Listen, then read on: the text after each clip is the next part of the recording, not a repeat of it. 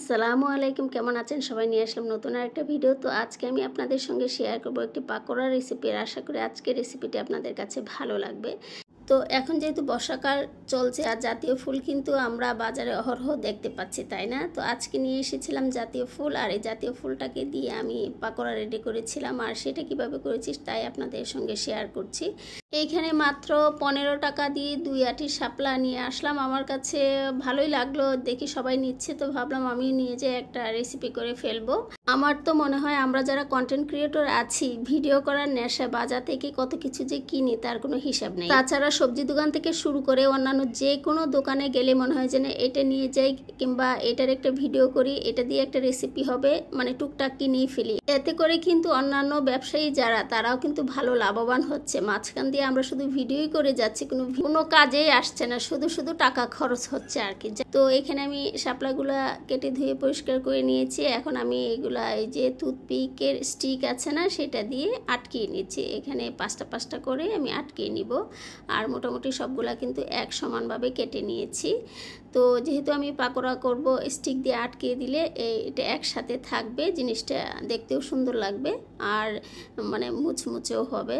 তো যাই হোক, আমি একে একে সবগুলা আটকিয়ে নিচ্ছি।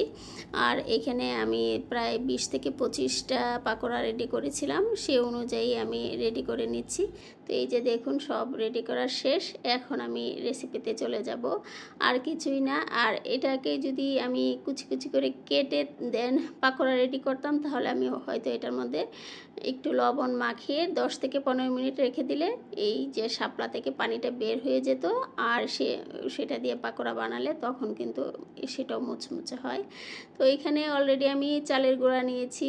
আমি কিন্তু এখানে ফ্লেভারটা ভালো আসার জন্য কালো জিরা ব্যবহার করেছি, আর দিয়েছি আদা রসুন পেস্ট, হলুদ মরিচ, যা আমরা অ্যাজ ইউজুয়াল ব্যবহার করি।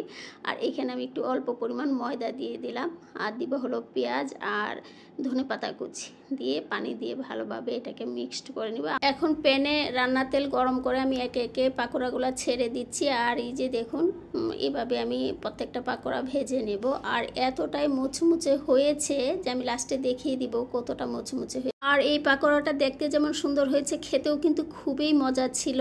তো আরেকটা বিষয়, যেহেতু এখানে স্টিক আছে, বাচ্চাদের খাওয়াতে গেলে কিংবা নিজেরা খেতে গেলেও কিন্তু খুব সাবধানে খাবেন, আর স্টিকটা আগে থেকে একটু বের করে নেবেন।